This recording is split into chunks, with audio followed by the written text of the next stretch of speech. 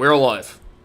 Okay, I'll go ahead and introduce it. So, Hello, hey, hello. hello everybody. Welcome to tonight's SmackDown, where tonight it's all about PBS Kids. Talk about almost the how many shows we can talk about, and it's just gonna be me and Michael doing the SmackDown. Decem not gonna be joining us because right now he's busy. He's busy with the 100th Raw. So there you go. Right. Okay. So, if you're watching this episode of SmackDown, you probably remember being a child. Yeah. Now, either that or now of the people, but some of you might actually still be a child. And in that case, what the fucking hell are you doing on my damn videos? Get the fuck out of here! You're way too damn young to hear me say fuck. Suckers. That was great. Yeah. Anyway, now with that obligatoriness out of the way, PBS Kids, if you were a child, you were probably a child that did not have cable. And when you didn't have cable, you didn't have things like Nickelodeon or Cartoon Network or Disney Channel. Yeah, I was about to say or Disney Channel. Anything good. Yeah. But what you did have was your local stations that give you news and stuff. But in addition to news and stuff, they also have a public offering, PBS, or pubic bearded stubble. I mean, public broadcasting service. Yeah. Anyway, yeah. Basically, if your local provider had a free spot in their schedule, they could use money funded by the government to show things that your community would feel is relevant to either cultural enrichment or, in this case, your child's development and education. Uh-huh. With all that out the way, I got a list of shows that we could possibly talk about. But first, I want to say that this YRC SmackDown is brought to you by contributions to your local channels from viewers like. It's a joke. We don't take money here. Yeah. Yeah. Anyway, so I'm not even going to beat around the bush. We're going to start with Arthur. Yes, Arthur. I remember. I'll go first. My memories of Arthur, I watched this a lot. I did watch this a lot. I could remember a handful of episodes. Not to mention, I don't know if you guys remember this, but you could do this. I forget the name of this, but kids can be in an episode of Arthur, which was Arthur's New Friends, starring insert name, and I actually had one on VHS. I was in Arthur, Arthur's New Friends, starring Eli.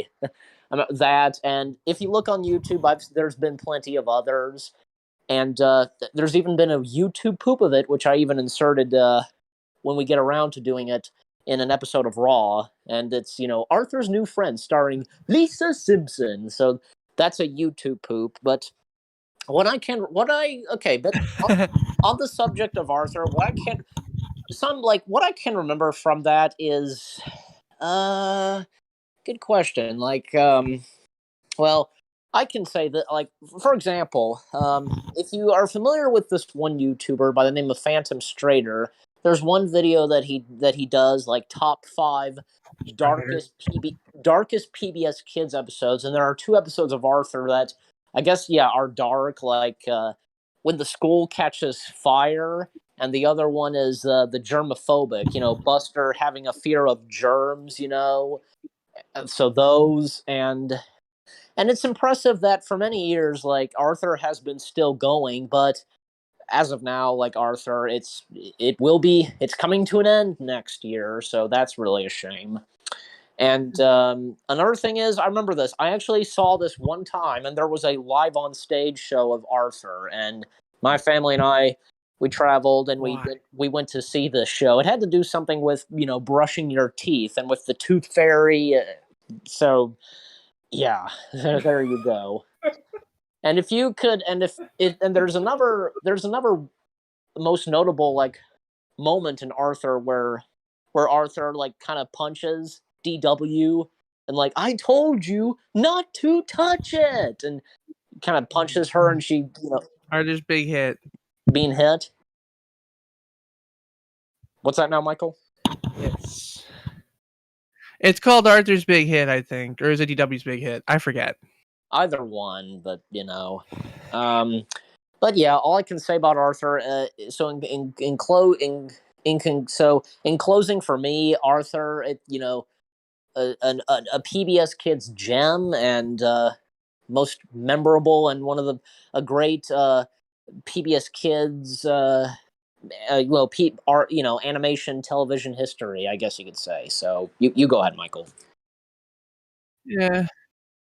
Arthur is kind of like the king of the hill of the channel in that it doesn't really provide anything it doesn't provide anything to shock you intentionally, to scare you intentionally, or to just kind of introduce some weird random shit out of nowhere. It's a simple down to earth show with simple down to earth ideas. What separates, however, King of the Hill from Arthur is that Arthur, being from the perspective of children persons, has a sense of imagination to it. So, yeah. That being said, it's no stranger to controversy. There were a few episodes that actually got pulled or banned from air. Like, there were a couple episodes that featured notorious cyclist Vance Legstrong, the greatest bicyclist in the world. I don't remember Obviously, their take on clearly Vance Legstrong is their take on popular bicyclist in the real world, Lance Armstrong. He did have a couple episodes where he would show up and motivate the kids to do something. However, his episodes later got pulled because it turns out Lance Armstrong became the greatest bicyclist in the world by doping up. Okay. Yeah, not a good role model. No. And one recent episode actually got banned in Alabama, and it was the episode where Mr. Ratburn got married to his new husband. Yeah, I was gonna mention about that Mr. apparently so because like later on like Mr. Ratburn apparently is gay, I guess. I mean, like on the one hand, I don't like when characters are suddenly written as gay out of nowhere for no reason, but because they had not established Mr. Ratburn. On the other hand, because they had not established Mr. Ratburn in a relationship prior, and the episode lent itself to some good teachable moments for children about tolerance of people and what they do with their life, I think it makes sense. Yeah. Yeah, I'm with you there too. It's just out of nowhere they write characters who are gay. What's the point? And it makes no sense at all. Just why would you immediately like that do it? That bugs me. The only really thing that irked me about Arthur recently was when they changed the animation style. Like up till about season, I think 13 or 14, everything was hand drawn. Yeah. And then after that, they switched to Adobe Flash in the laziest way possible. Okay. I didn't really. Now, to be clear, go ahead. I was just gonna say I don't. I mean, I understand your point. I get it. I mean, I do like. I like how the animation for Arthur was back then. Now, correct me, and if you know this, like, wasn't that kind of styled animation still around? Like, say, up to like aside from the '90s, but also like the 2000s. Correct. Yeah, probably for like low budget stuff. Now, to be fair, I'm going to be fair here. To explain something to people like being snarky about me, I don't hate Flash animation. Me I neither. just hate lazy Flash animation. Yeah, I don't mind. I don't mind Flash animation either. It doesn't. I mean, it doesn't really bother me. It depends on. It depends on if it's something that Like, I like, and I'm just like, oh, why'd they have to change it? Like sometimes, you know. yeah, like it's like now with Flash, Arthur looks about as cheap as those stupid ass "Stop Bullying Now" PSA cartoons that accomplish nothing. Yeah. Uh, but another way kids could get into the episodes was the "And now a word from us kids" segment, Oh where yeah. they pretty much have videos of like classrooms or just houses in general with kids kind of reinforcing whatever the topic of that episode was. Yeah. And then once those were done, it would say, you know, and now back to Arthur. Like, or for our case, back to the list. Okay. This one's relevant because we have a movie about it in theaters now. Clifford the Big Red Dog. Yes, Clifford the Big Red Dog. So that's the next show we're talking about. So I'll go ahead and go first again. Clifford the Dog.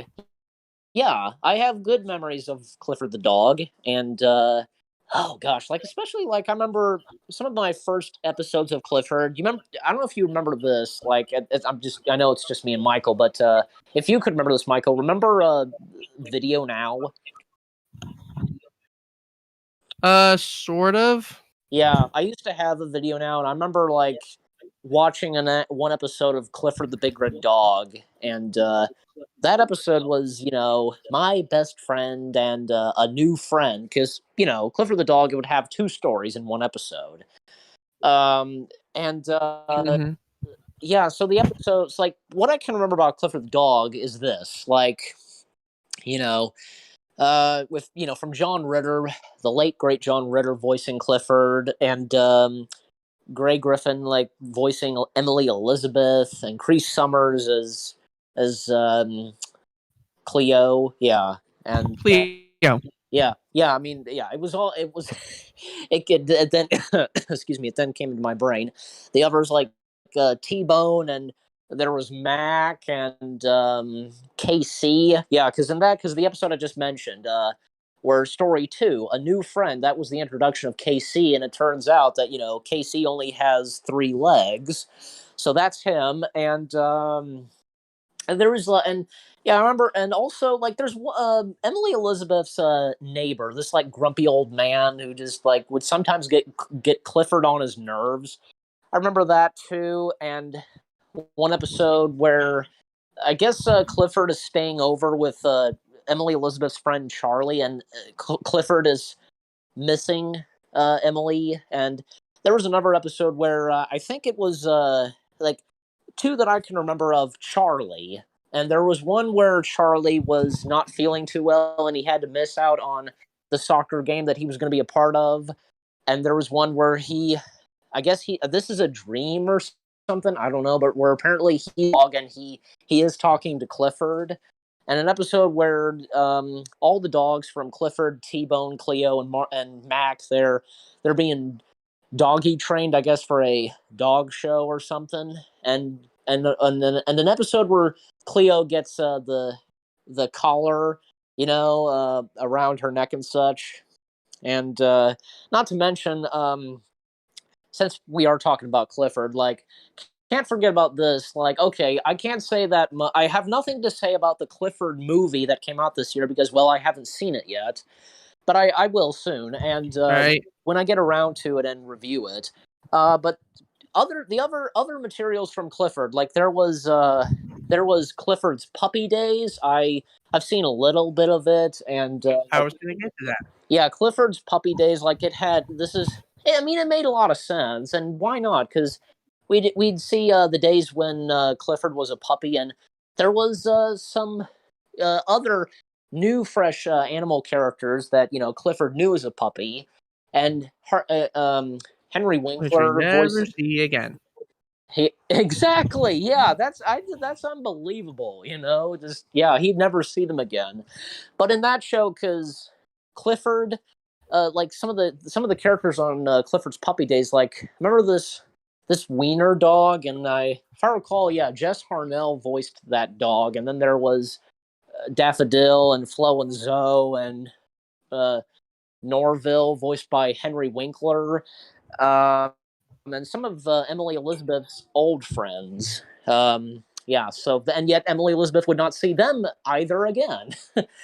And then, aside from Clifford's Puppy Days, there was also Clifford's really big movie from 2004, and I think in my opinion, I think that's quite entertaining and delightful. And this time, like all of the characters, all because aside from Clifford, all the other characters, like we all know, because in Clifford the Big Red Dog, the show itself, that they just had black dots. Their eyes were just black pupils. But this time, we see them with with with white eyes. With that are white and with black and pupils. So and the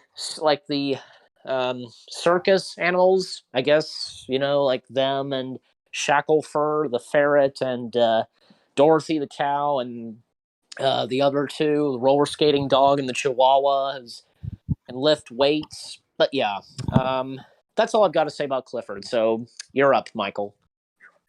All right. Yeah. Basically, the basic premise of Clifford the Big Red Dog is that Clifford's a big red dog. The reason he's a big red dog is because he used to be a small red puppy. He grew into Yeah. a big red dog because his owner Emily Elizabeth loved him very much. Oh But yeah. it kind of makes you think now that we have Clifford's Puppy Days as a thing, like if Clifford the Big Red Dog grew the way he did because his owner loved him very, very much, did she just not give a shit about him as a puppy? Really makes you think. Yeah. I don't know. Who knows? Uh, okay. So that's Clifford wrapped up into a bow. Let's try something from the Go block. Are you familiar at all with Cyber Jace? Oh, of course I am. Yeah. And this was all. This was on PBS Kids Go. Yes. We're beating Hacker and his gang. Yeah, I remember that song. We got the Don't power. tell me One, two, that's three, the four. motherboard.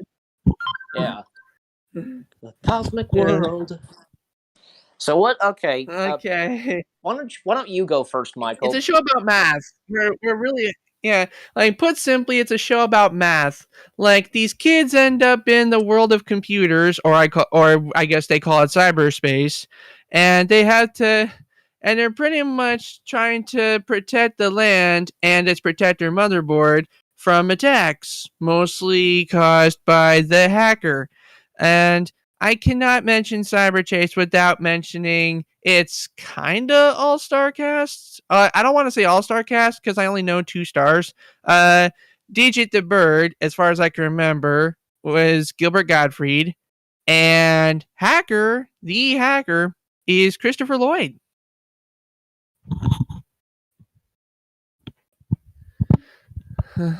um. Anyway, so I already said the premise, and a lot of Should I go these next? episodes can be broken down into mathematical concepts and stuff. Okay. Are you done with? Are you And done if talking about there's Cyber Chase anything yet? that gets kids, I'm almost done. All right. Like, Just making sure. because honestly, Not my community. there's nothing better for teaching kids about math than putting death on the line. And in some seasons, they would try to apply the concept to the real world with the segment called Cyber Chase for Real. There's Yeah, there's a man and sometimes a woman, and yeah, they're adults, but they behave like children, and then they learn math. yes, yeah. Okay, now it's my turn, I guess. Your turn. Yeah. Well, my memories of Cyber Chase, yeah, I mean, I remember a chunk full of Cyber Chase. Like, I think one of my first episodes I ever saw of Cyber Chase is where, uh, what's the oh, help me out. What's the boy's name?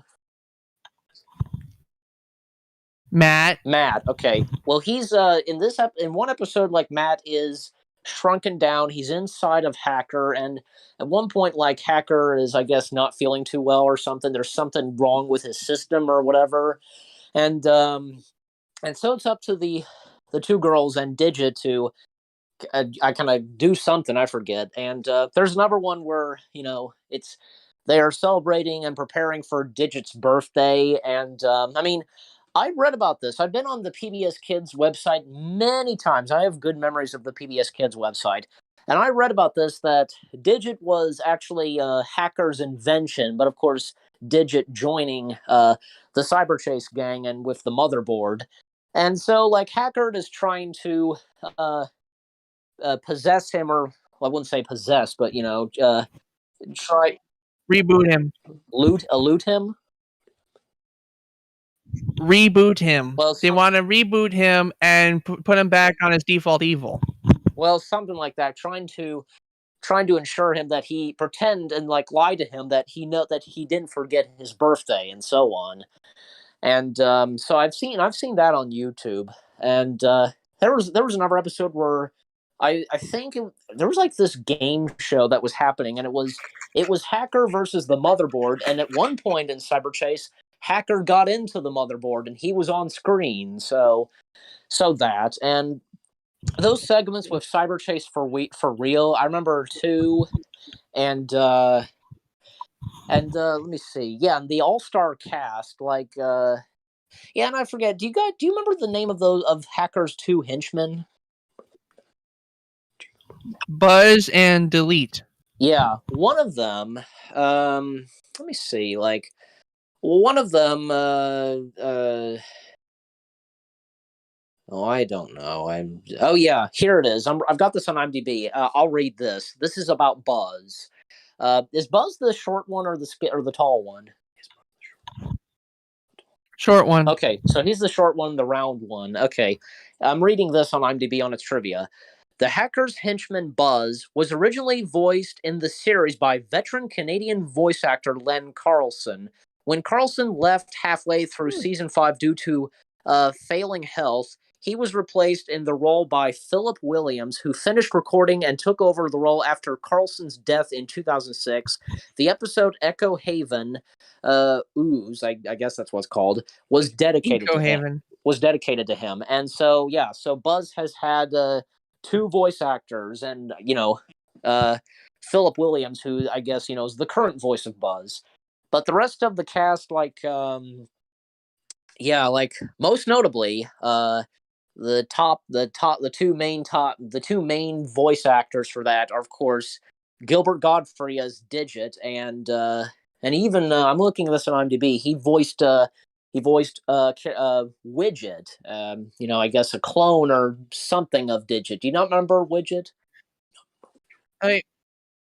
There's a tiny Digit has a tiny Digit named Widget. It's pretty cute.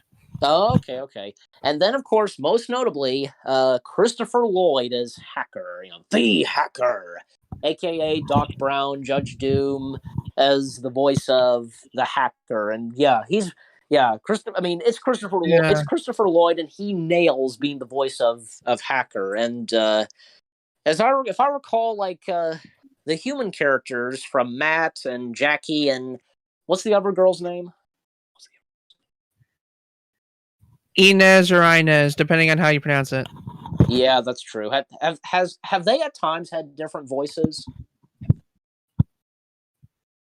I don't remember. All I remember was Matt calls her Nezzy, and she doesn't like when you do that. Okay. But what I said was, have they had different voices from time to time? I really don't remember. It's been a long time. Okay. And then the motherboard. I can't remember who voiced. Oh yeah, Christina Nicole is the voice of the motherboard. Um, but yeah. So all I've got to say is, in closing, for me, Cyber Chase is great, and I can't. I'm not sure. I haven't catched up. Like, if it isn't it technically still going on? I think it only ended last year, but don't quote me on that. My research is hazy. Yeah. So okay, but that's that for me on Cyber Chase. Again, it's a PBS Kids gem, and another great animated show in TV history, need I say, and for kids. So that's that on Cyber Chase. Yeah.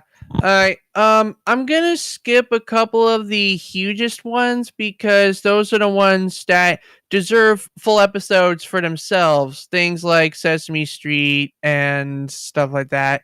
So Yep. I'm just gonna scroll around and see if I can find something else.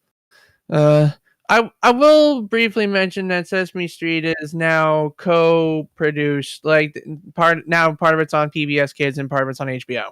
Yeah, for it being on PBS Kids, it's just reruns. Yeah, basically reruns from the HBO, except for some episodes that are super duper important, they'll air on both at the same time, like when he introduced the autistic Muppet. Oh yeah, yeah, that's right. Julia. Yes. Uh, but the thing about Julia, I like Julia. I like what they did with her. I don't like what happened after she was created. For creating Julia, they Yeah. partnered with Asan, the okay, let me see, what was Asan again?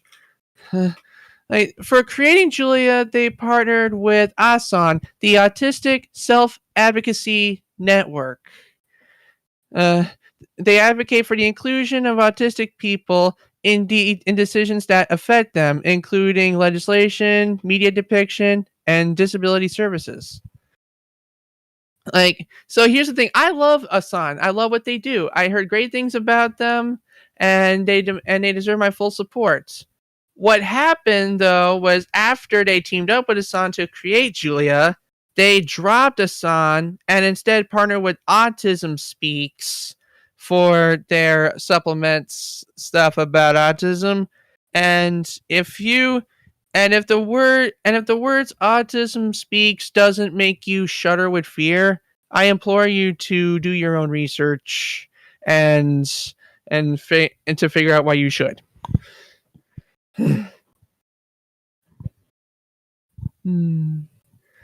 But anyway, enough politics. Um, do you know Word Girl? Yes, I of course I know about Word Girl. And just very quickly, just a little bit talk on Sesame Street. Like, all I'm gonna say is, like, I have definitely good memories of Sesame Street from the like, I even recorded, like, I even remember, like, my mom recorded a handful of episodes on a VHS. And yeah, so I have good memories of Sesame Street, the good old days of PBS. But jumping to Word Girl, yeah, I got it. Yeah, I will personally put in a request with DSIM later to make Sesame Street its own episode. Anyway, Word Girl. Yeah, yeah. I think Word Girl deserves to be, not Word Girl. Sesame Street deserves to be its own thing, and for a SmackDown. But jumping back to Word Girl, so okay, I'll go ahead. I'll start first. My memories with Word Girl, like, oh yeah, I watched a lot of this, and when it was on, like, because of when it came time to PBS Kids Go, and I watched a handful of it, and it had interesting villains, I should say.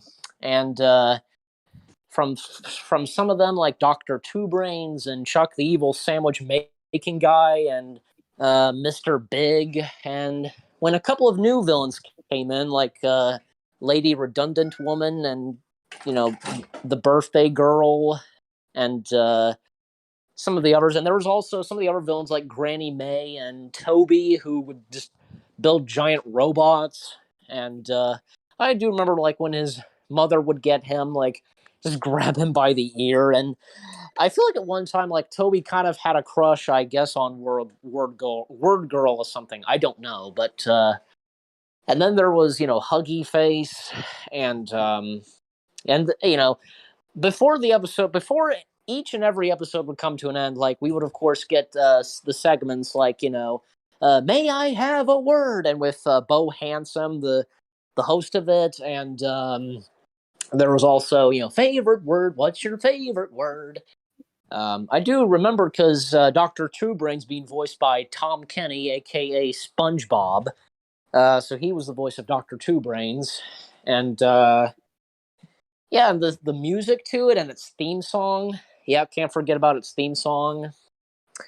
And like yeah, and I guess at times where Word Girl almost got exposed, her identity.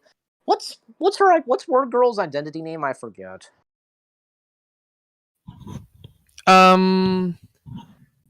Frick, I already forgot. Becky. Becky, I I feel don't like. know. Yeah, hold on a sec. I'm on to it.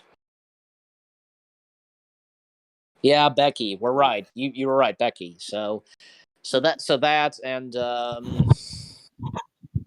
yeah. Okay, friend. Again, as I said, Tom Kenny voicing Dr. Two Brains, and Fred Stoller being the voice of Chuck, the evil sandwich making guy. And I forgot this villain's name at first, but now I remember. The Butcher, with sausages, and holy crap, I didn't realize this, and he must have. Well, he did it with an accent. Patton Oswalt being the voice of Toby. Jeffrey Tambor as the voice of Mr. Big, and yeah, and Grey Griffin as Lady Redundant Woman. Granny May, she was voiced by Cree Summer, and yeah, and and Pamela Adlin, yeah, I think I got that right, as the birthday girl, and Seymour Smooth, voiced by Darren Norris.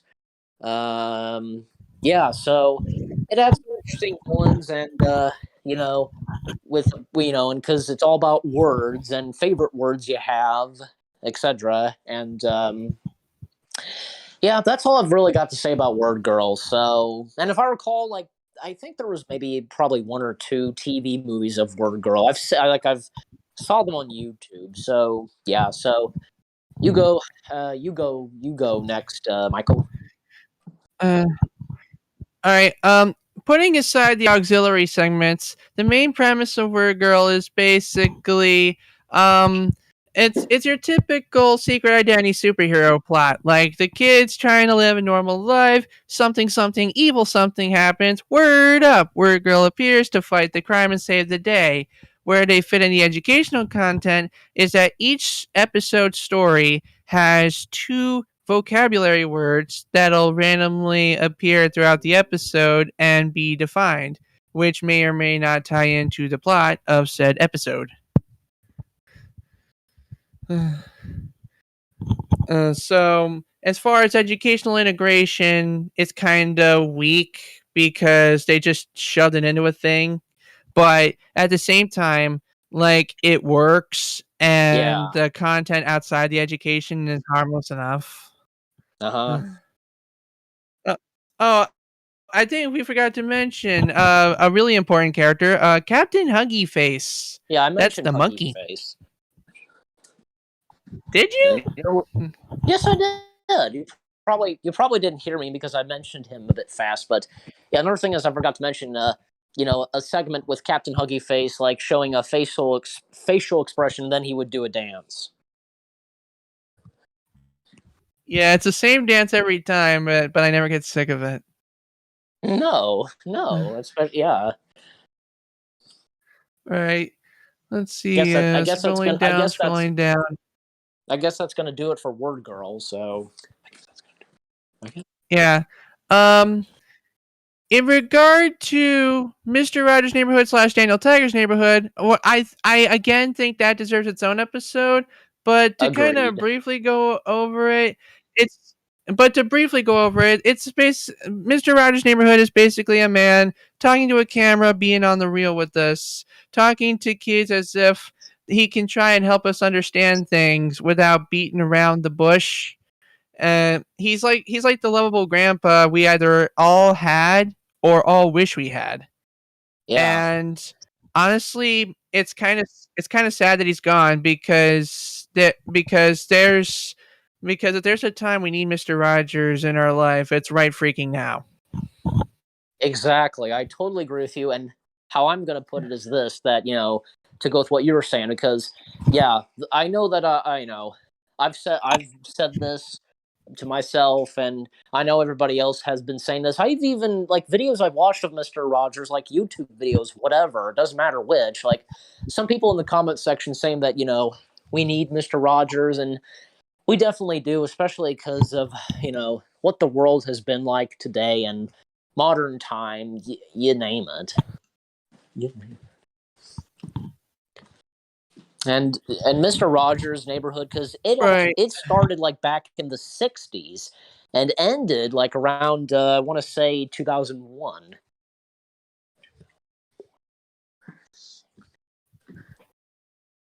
Uh yeah, I think original series ended in 2001, but I think we have Daniel Tiger now, who's like a fictional character created by him, and now he has his own series.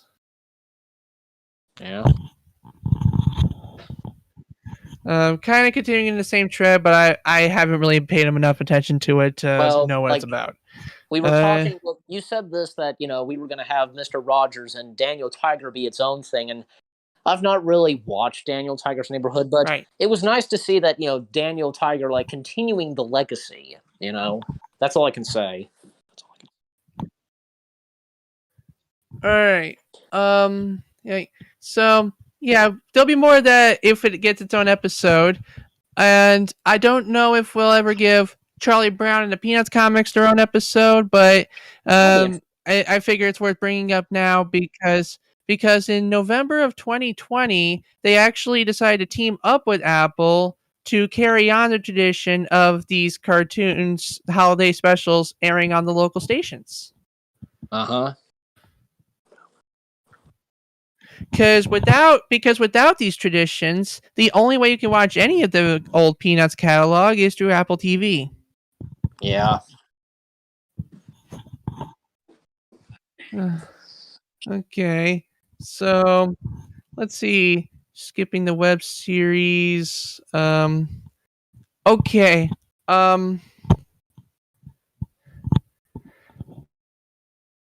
Okay. Like this one. Like I'm not even gonna say the title out loud. I think I'm gonna sing it. You tell me what it is. Okay. Take a look. It's in a book. I know what that is. Reading Rainbow. Reading Rainbow. Yes. I like that Hosted by Mr. LeVar Burton himself. I like that version of Reading Rainbow, the intro. So, which was like I think like in the early 2000s. Yeah. Yeah. I can be anything. Just yeah, I like that version. Yeah, it was hosted by LeVar Burton, and he teaches us about the wonderful world of not only cool things happening around us, but also books. Yeah. I'll go ahead and I'll go first on Reading Rainbow. Now Reading Rainbow, because that had been around. It first started, I think, yeah, around the 1980s, and especially when there's one episode of Reading Rainbow where, at the time, because and when LeVar Burton got started on this, he there was an episode of Reading Rainbow where he took us in the behind the scenes of Star Trek: The Next Generation. I've seen that one. That's really awesome, and this was, of course, during season 1 of The Next Generation, and the later years of Reading Rainbow. Well, here's another thing. Like around the 1980s, obviously, probably yeah, late 1980s, like Kermit the Frog, and at the time, Jim Henson.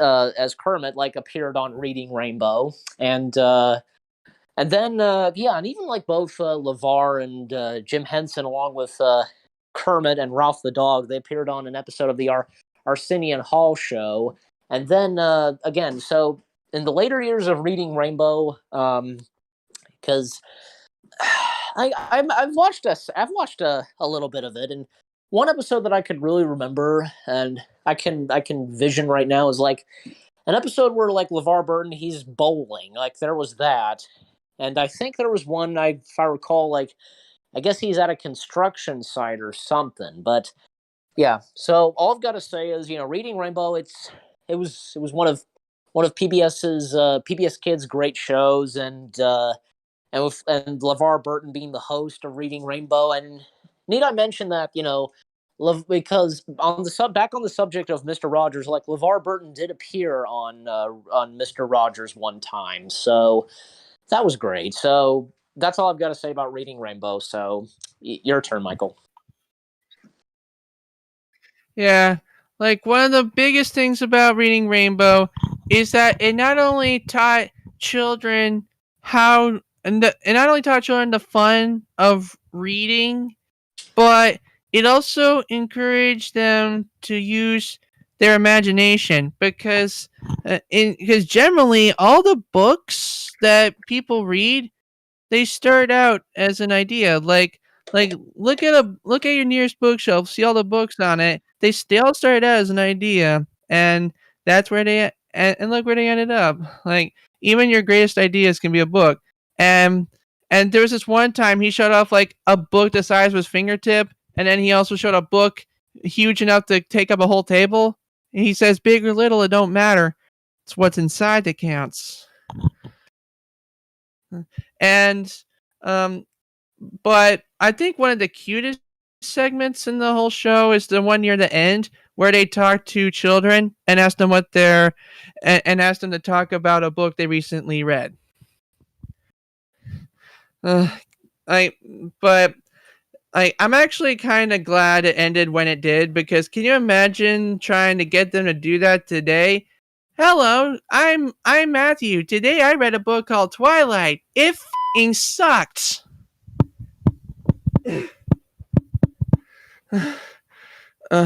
Anyway, so that's all there is to say about Reading Rainbow. Well, it's not all there is to say, but it's all we have the capacity to say. That was a really good and uplifting show, and now let's talk about Barney. Eli, where'd you go? Eli, where'd you go? We can't hear you.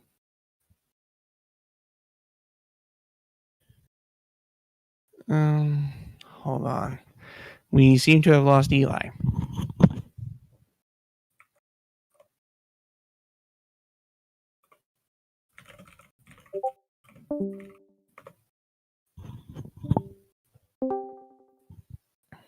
Come on. Come on. I'm back. My phone had died. I see. Anyway, I feel like that's a bad omen. I like right around the time I mentioned Barney, you dropped out.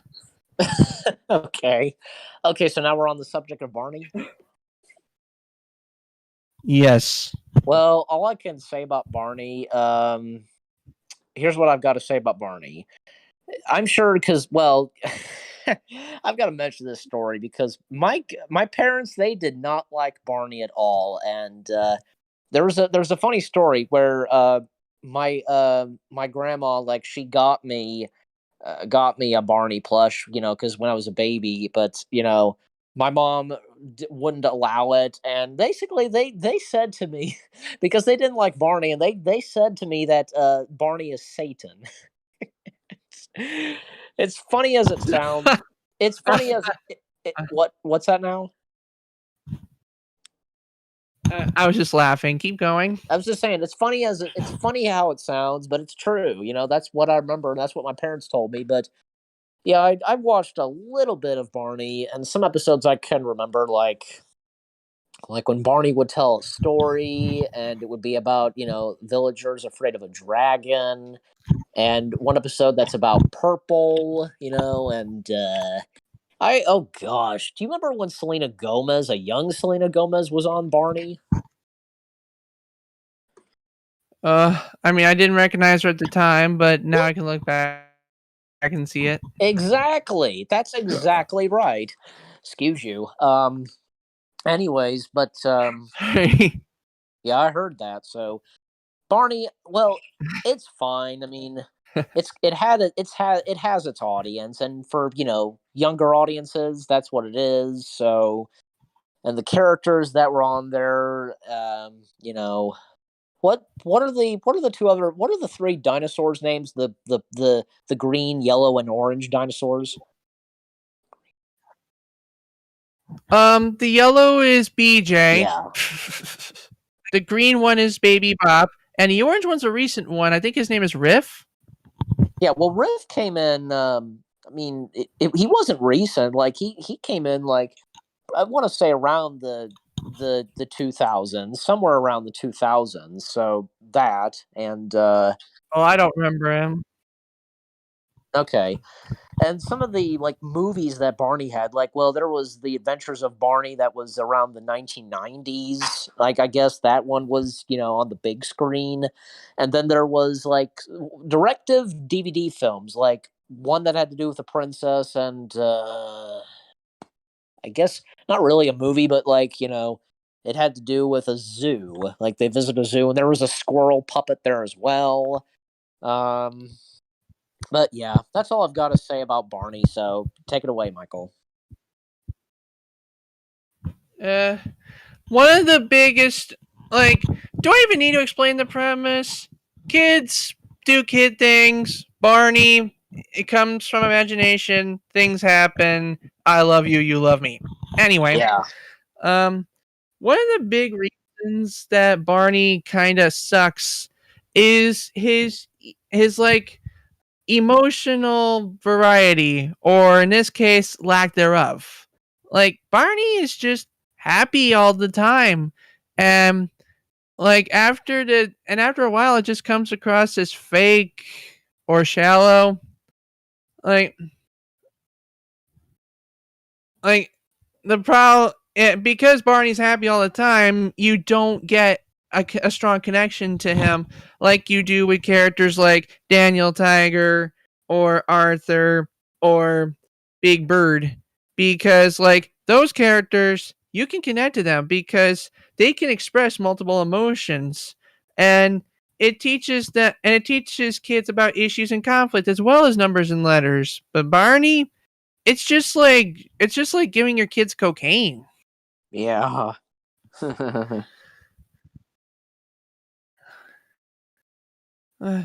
Anyway, he's a pain in the ass. I don't want to talk about him anymore. Let's move on.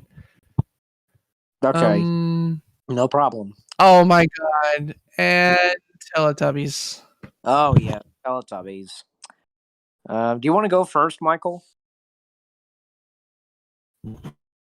Um. I feel like it'd be hard for me to explain the premise of the show without making my brain explode. So I think I'll let you go first.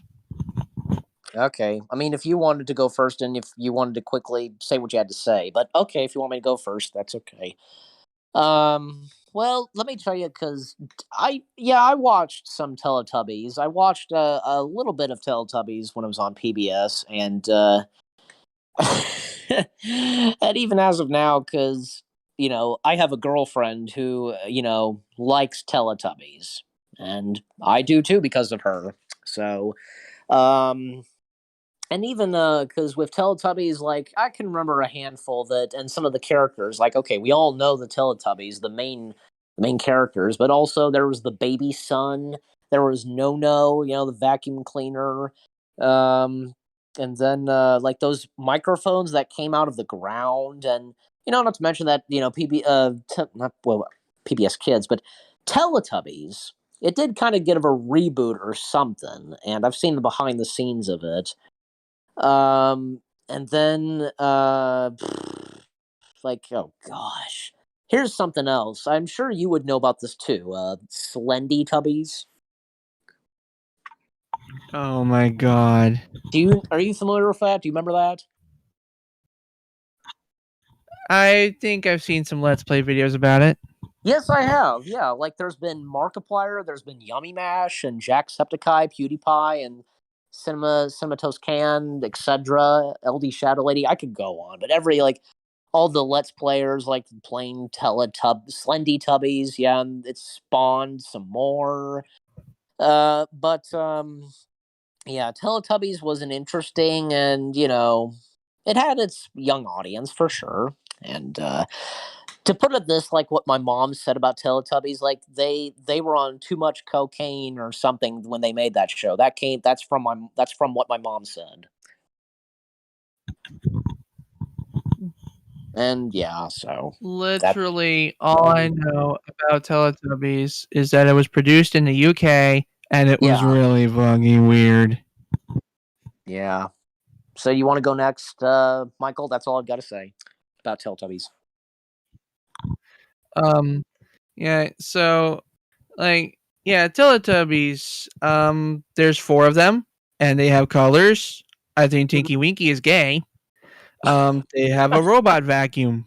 Yeah, as I mentioned, and the son has a baby face. Yes. Yeah, it's weird. The whole thing is weird, and I think the moral of the show is, what the hell am I watching? Hmm. Moving on. Yeah. Okay, here's some live action stuff. Do you know a show called Zoom? I'm not sure. I mean, it sounds familiar. Like I'll No. quickly go over the premise. Basically, there's this there's this cast of children, and they're basically left to their devices to either play games or do fun little science projects.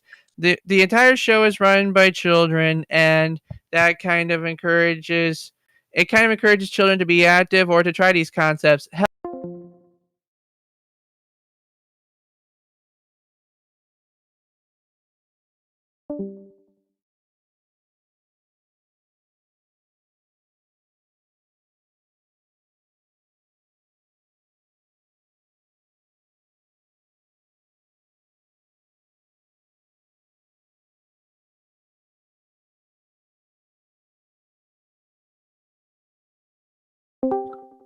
No.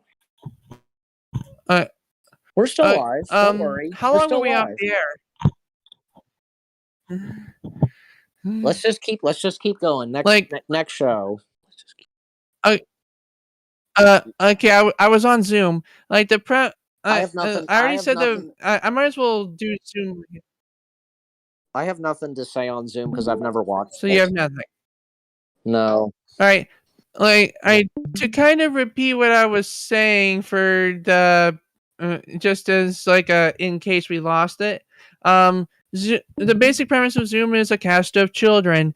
They play fun games submitted to the fans by mail, and they also do fun little projects. Anyway, they encourage you to kind of like turn off the TV and try everything yourself. And sometimes it's just improv stuff or cool acting stuff. Like one of those kids would go on to be one of the kids in a game show, and I'll talk more about that later. Right now, let's move on to a totally different show with a little leaping lemur who like to bounce and play. Yeah, I Me remember and that you one. and Zabu. What's the name of that show again? I forget. Zaboomafu. Yeah. Okay. So I'll go first. Because I won't have that much to say, but my memories of that. Yeah, I watched just a little bit of it, and I did not actually see this on PBS Kids. I saw this on the Hub because some of the PBS Kids shows, like they were also on the Hub, and this one being on the Hub. And like some I can remember, like there was one, I guess one that was about dinosaurs, and what was the lemur's name? I forget. Zabu. Zabu. Yeah, short for Zabumafu. Zabu. Okay. So like Zabu, I don't know how this one goes, but maybe it's the same episode. I don't know, but like Zabu wanting to swim in the pool, but a gator is in the pool, so he can't swim yet. And there's one where I guess it was all about kids, and like there's these kids that come in, and yeah. And the interesting thing about Zabu, for example, is that Zabu was at top, like some shots of Zabu was a real lemur, but sometimes it would also be a puppet, and the puppet actually looked kind of cool. Like, well, as of now, like yeah, they can almost make puppets and stuff like that almost look real. So, um, so that and what and the two guys, what are their names again? Chris and Martin, the Crab Brothers, who would later go on to produce other shows for PBS Kids. Maybe we'll put that in its own thing, but I doubt it. You never know, but they kind of like the show itself did kind of continue, right? Like this time it was kind of animated.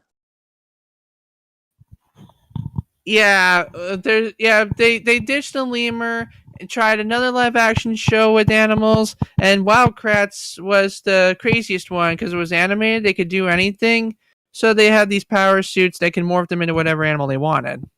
But we're getting ahead of ourselves. Yeah, but that's all I've got to say about the show. So if you want to say anything, then go ahead, or we just go to the next one. Like one of my favorite things is how they kind of explain away like the passage of time or the unusual circumstances, like putting a bunch of random animals together or speeding up evolution or growing of something. They say Yeah. normally this kind of process takes years, months, weeks, whatever, but anything's possible in Animal Junction. Mm-hmm. Yeah. Unfortunately, the actual lemur passed away years ago. He will be missed. I heard about that. And in fact, it even had a grandchild, so became a grandma. Yeah. So. Yeah, he was really cool. Okay. Speak like but how about a show about like now when you think dragons, you think big scary things that breathe fire, right? Or if you're in a certain subculture, you think sexual partner. But imagine if you will a dragon. But imagine if you will a dragon that's not scary or sexual, but they're just normal people like the rest of us, and they learn things and they help children. Friggin' it's Dragon Tales. Yes, I knew what you were talking about, and yeah, I've watched. I'll go first. Like my memories on Dragon Tales, I watched a little bit, a handful of this, and those dragons were pretty funny, especially what's the two-headed dragon's name? Zach and Wheezy. Yeah, I think I liked Wheezy the most, but I thought those two were funny. In fact, if I recall, like yeah, there was one episode where Zach and Wheezy they did separate from one another, and but yeah, and like I remember for Wheezy example, like her personality, and like at times, like I guess this was her catchphrase, love it. And then like some of the other dragons, like the pink and blue one, and the eldest dragon, the old dragon, the yellow one, that, and what's that now? Pink one's named Cassie, blue one's named Or, the elder is named Quetzal. Okay. And then the human characters, like there was a third one that came in, and I can't remember his name, but yeah, he was new and like was with, and it made a trio of the human kids. Yes, the original two main characters were Max and Emmy. The third kid introduced in the mid run is named Enrique. He's Colombian. Yeah. So that's that. Um, that's really all I've got to say about Dragon Tales. You next, Michael? Essentially, the premise is there's these kids and they play in their playroom as kids do, and then the scale does the shiny, and then they wish and wish with all their heart to fly with dragons in a land of farts. Land apart. Why did I say farts? Anyway, uh, then they are in the Dragon Land, and then you have the dragons. As the theme song says, there's a word he's so big, it's not so brave of heart. There's Cassie so shy, but so very smart. There's Zack and Wheezy, and the tails are fine, cause you know two heads are better than one. Dragon Tales, Dragon Tales. It's almost time for. Okay, I'm addicted. Hmm. um, like. Like That's one of my that one. favorite Dragon parts Tales. though was this one dragon that sometimes shows up. I forgot what her name was, but she's in a wheelchair. Oh yeah, I remember that one. Let me see if I can hold on a sec. I can just type in Dragon Tales and wheelchair, etc.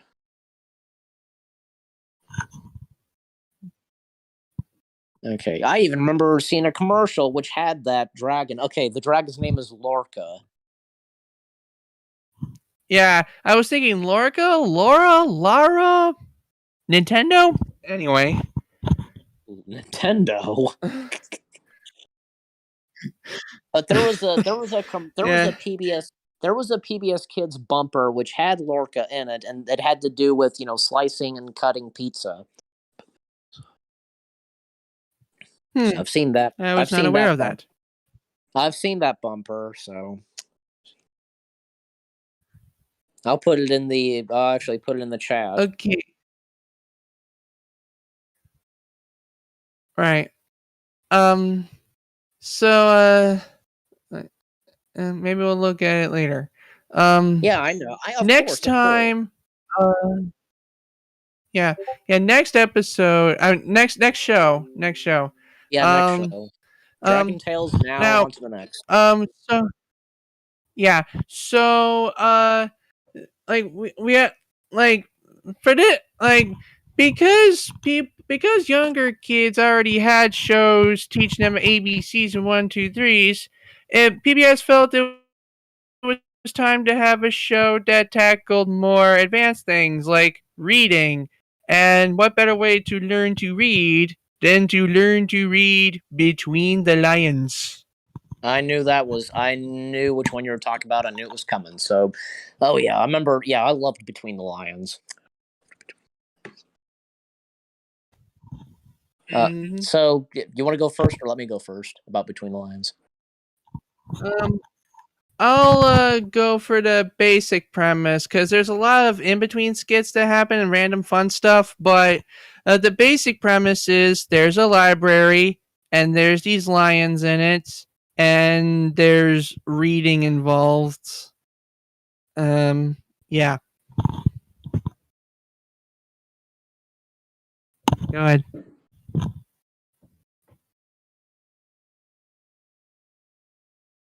Okay. This is my turn now. Yeah. Okay. Well, my memories and on Between the Lions. Well, I watched a lot of this for sure, and the stuff that was in it, like segments and so on, the characters, and need I mention that because one time that like Sesame Street kind of made a small cameo, and they're like. There was Big Bird and Ernie and Bert. They just made small cameos in there. Um, and even Elmo made one small appearance in the segment of Smarty Pants. Dance and Smarty Pants. Ooh ah! And the segments that were in the show, like most notably, like there was Cliffhanger, and there was Fun with Chicken J, and there was Wayne's Jane. Word. I said Jane. Yeah. Go What Wayne's chicken? word. You said Yeah. Jay. Was it Jay or just Jane? It's Jane, but I heard you said Jay earlier. Okay, like Jay, but you know. Okay, but It's anyways. Jane, I think. Okay, Chicken Jane. So, okay, so there's that, and I said Wayne's World, and there was also I don't know, I cannot remember the name of this, but it went like this, you know, AEIOU. It was something to do with these letters who are like this military or just something. Yeah, I remember that, but I don't remember what it was called. I do, however, remember Sam Spud. Now, what's that again? Sam Spud, he was a detective. Oh, that's right, the talking potato. Yeah, I was gonna mention that. Yeah, so I do remember. I remember that too, and at times like Cleo would be like this like singing as a cowgirl. I remember that, and some episodes of Between the Lines, like there was one that had to do with a rabbit, and where a tornado was out of the book, and another one had to do with cows and Farmer Brown, and like sometimes we would come up top to the library and the statue, the bust. Do you remember the what his name is, the talking bust? I don't remember, but I do know that he's actually a bust of the library's founder. Exactly, yeah, and there would be the pigeons that would be up top too, like be with them too. So there's They that. would constantly annoy him. Uh-huh. And yeah, and the mouse, because it was literally a mouse who was a who was a mouse. And episodes I can remember, like I can remember one like very well, and it's King Minos, and like turning things into gold, and for Lino like just turning everything into meat. So yeah, so that's all I've got to say about Between the Lines. All I can, like, in closing, it was great. And if you're familiar with, I even watched this.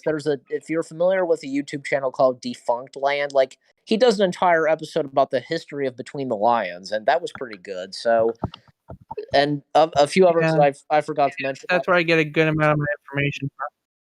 Yeah, and then there was the bunny announcer. Remember him too, and those magnificent monkey cheerleaders. So again, in closing, Between the Lines, it was a PBS Kids gem and one of the best ones. So that's it. So Yeah, like we we could go on, but that's why it's called cliffhanger. no, I think we can still go on with more. So no, we're doing good. We're doing we're Nah, doing. we're already over an hour, and I'm not even. Yeah, Well, there's more like I don't even know how close we are to half. well, others. Next show. Yes, please. Okay, where was the in between the? Oh boy. Um, the next one's Caillou. Would you rather skip Caillou? I want to skip Caillou. Well, I'll just quickly say this. I'm sure because I never really watched Caillou on PBS Kids, and oh god, as of now, because what has happened with Caillou from those animations of Caillou and from the YouTube poops and everybody just flat out hating Caillou and it being canceled. So that's that. Like, I would go into why Caillou is hated, but that would pretty much be preaching to the choir at this point, because everyone knows why Caillou is hated. Wild Brain, the owners of Caillou, have pretty much taken up the mantle themselves to make more Caillou, and I've heard good things about it. Maybe it'll like I can predict it'll get its own SmackDown episode right about the point where Hell freezes over. Next, I don't suppose you remember anything about Sagwa, the Chinese Siamese cat, do you? No. Moving on. What about Liberty's kids? I don't think so. Okay, skipping ahead. Obviously, there's another British import here, Thomas and Friends. Of course, Thomas and Friends. From Thomas the Tank Engine to Thomas and Friends. Yes. Oh boy. Yeah. Yeah. One thing I remember people talking about is the narrator difference. Because when they imported it to America, I think they changed the narrator and a couple of the voice actors. And they also changed the name of the Fat Controller to Sir Topham Hatt. Yeah. But I do know the DVDs have the original British dub on. Uh-huh. Yeah, so I have good memories of watching Thomas on PBS Kids. And, at the time of the mid 2000s and, still early 2000s where, it changed the name of, from Thomas the Tank Engine to Thomas and Friends. And, they were still using the models with the narrator, Michael, what's his last name? Yeah, he was the current narrator. Yeah, so, and even up to that point, when later on in Thomas and Friends they changed it from models to CG, so that's that. Right. Okay, we talked about Arthur from the start of the video. Do you remember the side series Postcards from Buster? Of course I do. The spin-off of Arthur, and Buster got his own show. Yes. There's one episode that I don't know if you remember and if you're going to mention, but if you know what it is that maybe I'm going to talk about, and if bleh. The band one? Yes, the band one, of course. Yeah. Like, there's really nothing too bad about it to warrant a ban, and in fact, it was unbanned sometime later. But the fact that it got banned for the reason that it did stir up a lot of controversy. Basically, Buster was looking for a gift for his mom for Mother's Day. He visits this child, and this child has a mom and a stepmom. So yes, two moms, and Yes. they don't even draw much attention to it. Except for this one part where he looks at a picture of the kids and the parents hanging out together, and he says, "Wow, that's a lot of moms."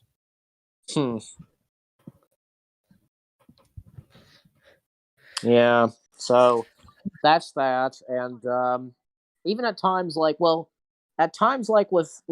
postcards from Buster, like Arthur and the gang would make small appearances, and sometimes Buster would be on the phone with Arthur because Buster would be traveling. So there's that, and it was cool because the camera that's pointing at the live action stuff with the kids and so on. It's supposed to be I think it's supposed to be Buster's camera and kind of his point of view. And I remember the scene. Like I remember this. There was at times where we would see a shadow or something of Buster, and we would literally see his ears. So there's that, and there's what I can remember, like seeing the episodes of Postcards from Buster's, like what's this one episode called? Yeah, and it's Buster and Manique. What the heck is? How do you pronounce this? It's Mackinac.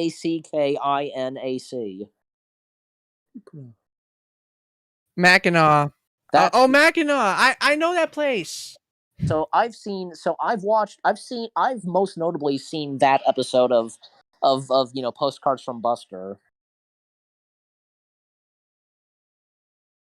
Yeah, So that's all I gotta I've say. been to Mackinac Island.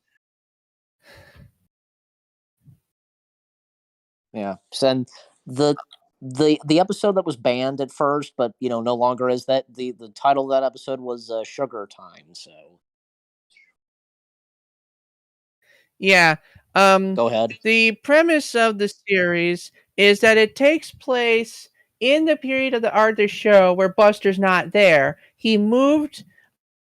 He temporarily moved away from Elwood City with his father to explore the country, and I think the world, but probably just a country. But anyway, Yeah.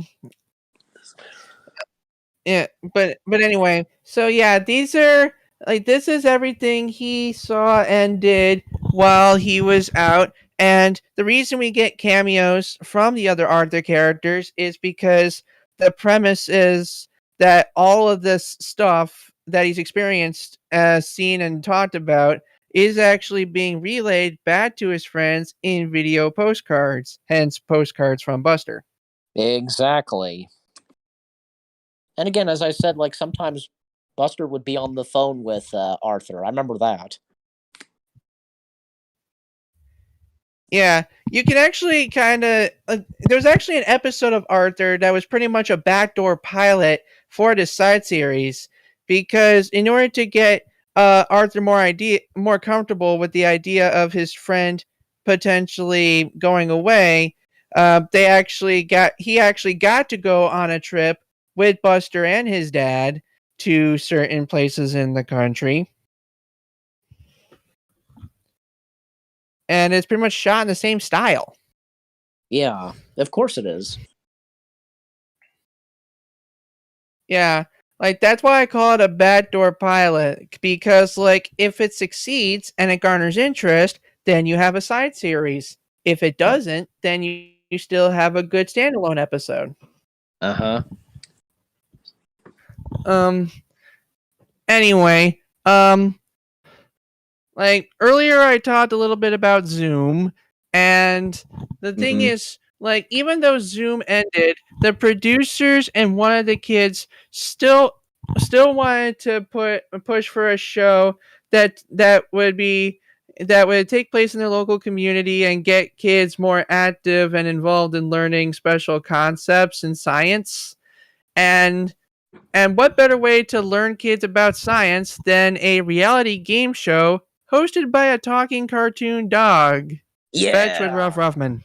Yes. Fetch with Ruff Ruffman. I freaking loved that show. I binged the hell out of it. Well, good thing. So why not? So Fetch with Ruff Ruffman. Do you want to go first? Or let me go first. Like, Fetch with Ruff Ruffman went on for 5 seasons, and every 5 seasons and each of these 5 seasons has a different cast of kids.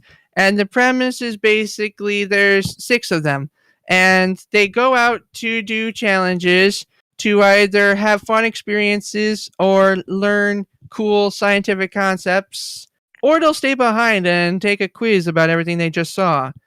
And they compete for points. Whoever gets the most points at the end of each episode gets to take home a small prize.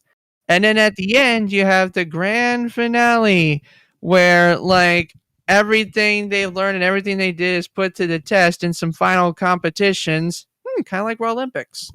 And the winner of all of that becomes the Fetch Grand Champion and receives an amazing prize. And why does the dog host it all? Because I guess there's no rule saying he can't. Yeah. And apparently, yeah. And so, how many seasons did that ran for? 5 before moving on to a web series with just the Ruff Ruffman character and not much else.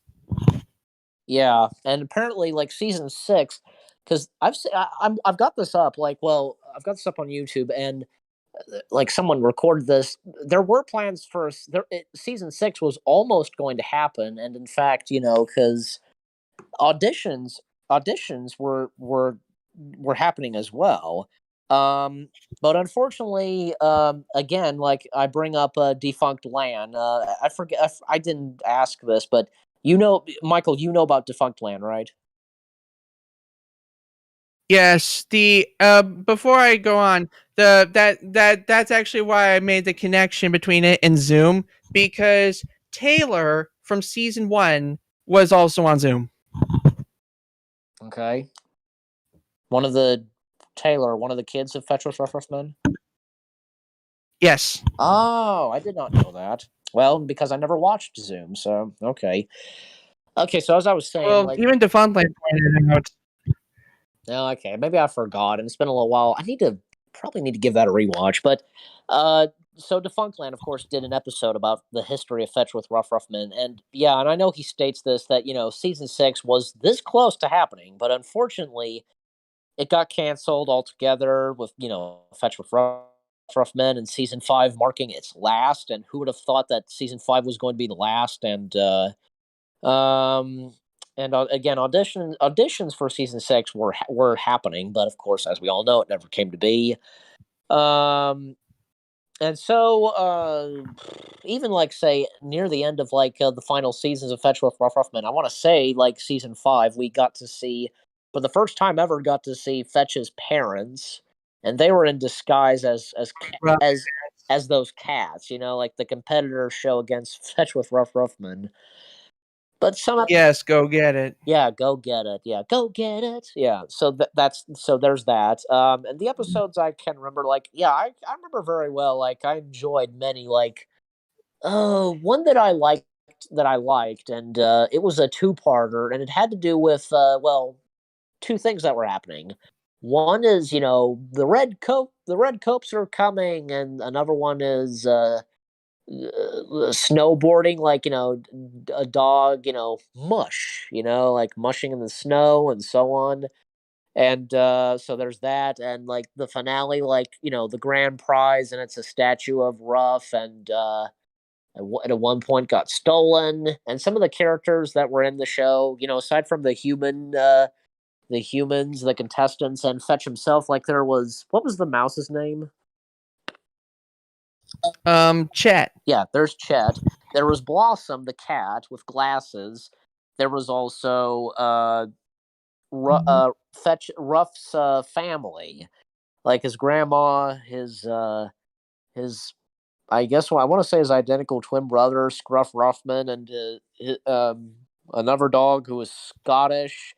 There was a pirate, and I could go on, but yeah. So My favorite member of his family has to be Glenn because he's a nerd and so am I. oh yeah, Glenn. Yeah, him. I remember him. I remember him now. Yeah, Glenn Glenn.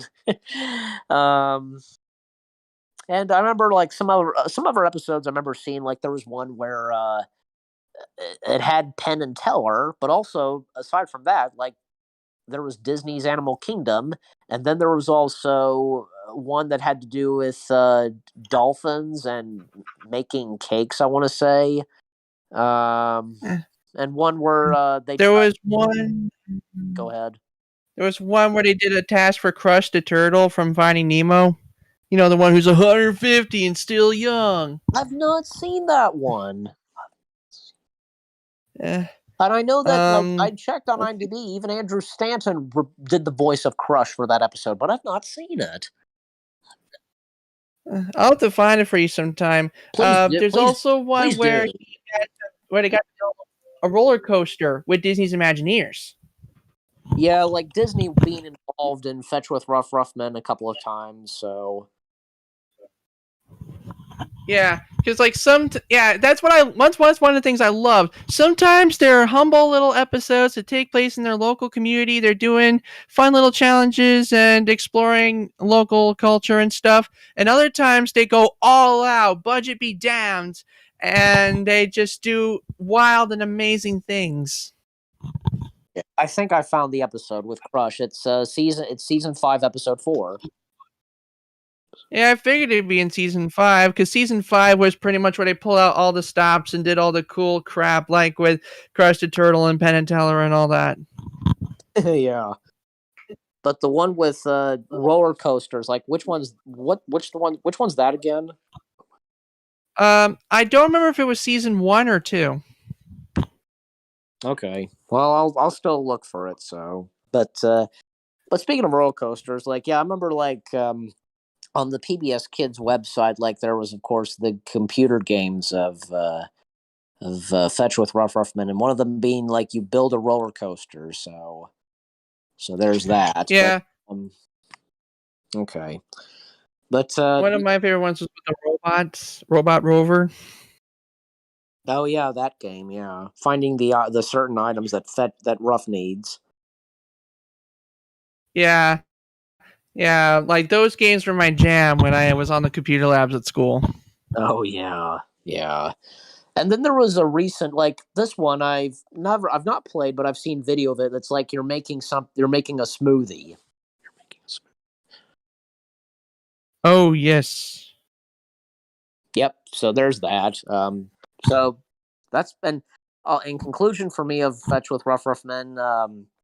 I loved it, and I think it was another PBS Kids gem, and PBS Kids Go, etc.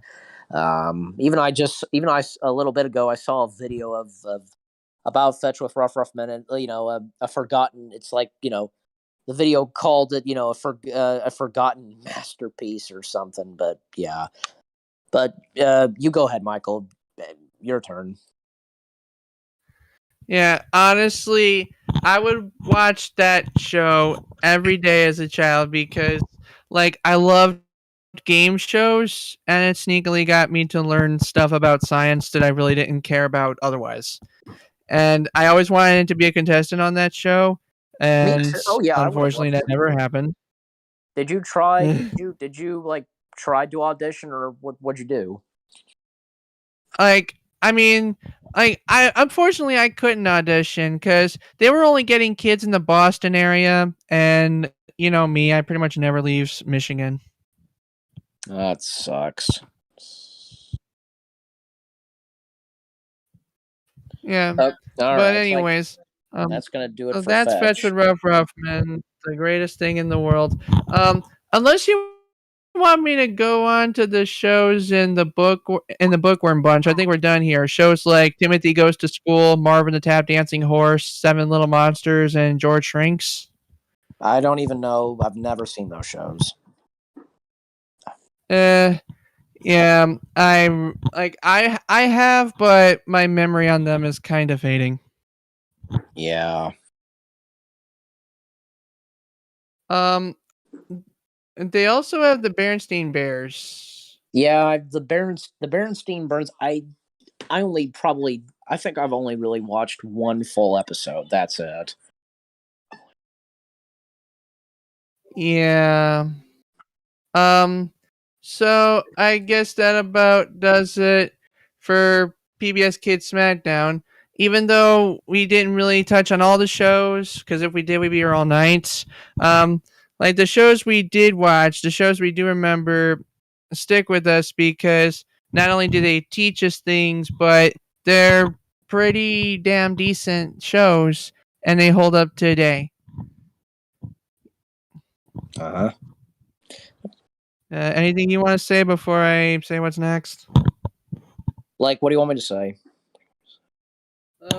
Whatever your final thoughts on PBS Kids would be. Okay, like maybe I think this should at least get a part two. What do you think? There's so much more that we haven't talked about. Like, I'll run it by DSim later, but maybe we could. Like, but for I now, look. I don't. Go ahead. I was just gonna say I don't see why not, because there's so much more that I remember watching. Like there was Curious George, there was Word World, there was Martha Speaks, Sid the Science Kid, and Super Y, Bob the Builder. It's a big world. Just yeah, and it should at least get a part two. I think this deserves a part two, but at least because I mentioned the shows that I just mentioned that we did not talk about. So again, I think this deserves a part two. I think it should. But my last word. No, go ahead. I'll talk with Decent about putting it on the schedule. You were saying. Well, my last words, as you were saying, but my final words and thoughts, like PBS Kids was one of those channels I watched all the time, and And during the good old days of PBS Kids, it had some of the best shows. I just think that as of now, PBS Kids, it's just, nothing's really nothing. There's nothing really great on there as of now. I don't know. Like, it depends. Like, if they at least have reruns of some of the shows. I really don't know, but it had some of the best shows, in my opinion. And to the others that we didn't really fully talk about, again, I think it deserves a part two and sometime later, because I don't see why not, because of all the other SmackDowns that are scheduled. So, this can be a later one. But I had a lot of fun. I had a lot of fun with this one, and I'm looking forward to because why not? Again, this deserves a part two. I say it should, and yeah. So that's all I've got to say. Is so one more time, I had a lot of fun doing this one, and it was great. And there you go. Right. Okay. So until next time, check out Survivor Series. It's going to be on YRC live streams either tomorrow or next week. I forgot the day, but is it tomorrow or is it next week? What are we talking about? Survivor Series. I don't know. I don't know. Maybe sometime. Well, sometime next week, I would assume. It's it's tomorrow. Yeah, okay, yeah. December just tomorrow on the YRC live streams channel. Yeah, I'm reading it. Yeah, tomorrow on the YRC live streams channel, it'll be Survivor Series, and the next Raw will be Raw 100, which kind of reminds me of the Fetch Final Face Off, but kind of like, but kind of like how they had everything from Fetch up to that point. We have everything from Raw up to that point, gaming wise, and there will be one grand champion, and also, next week's SmackDown is the Wayback Machine. Yep. So there's that, and I'll go ahead and say this, like, for me, P.S. The thumbnail that's for the thumbnail for tonight's stream, I actually made that. I forgot to mention that at the start of this because for DSEM, because as I mentioned, DSEM did not join us for tonight, and because all he did tonight was set up the stream and such, and it's just been me and GH, but he's been currently busy making and working on the 100th Raw, which of course will be out this coming Monday, so have that to look forward to. So I already mentioned the Raw Olympics. Okay, but it doesn't hurt to mention it again. But as I was saying, like, I made the thumbnail, so I helped out and volunteered to make for the tonight's thumbnail. So for the thumbnail for tonight's stream, as to put it. So there you go. Yes, you did a very good job. Thank you very much. And who knows? Maybe we'll have you do more. We'll see. But tomorrow, to reiterate, tomorrow on live stream. Yeah, but to reiterate, tomorrow on live stream, Survivor Series, Raw. The next Raw is Raw 100, the Raw Olympics, and the next SmackDown will be the Wayback Machine. And now that you know what to expect. Bye. And this is the final stream for November, the final SmackDown for November. I forgot to mention. So there you go. Yeah. So okay, bye. Bye, guys. Hope you enjoyed.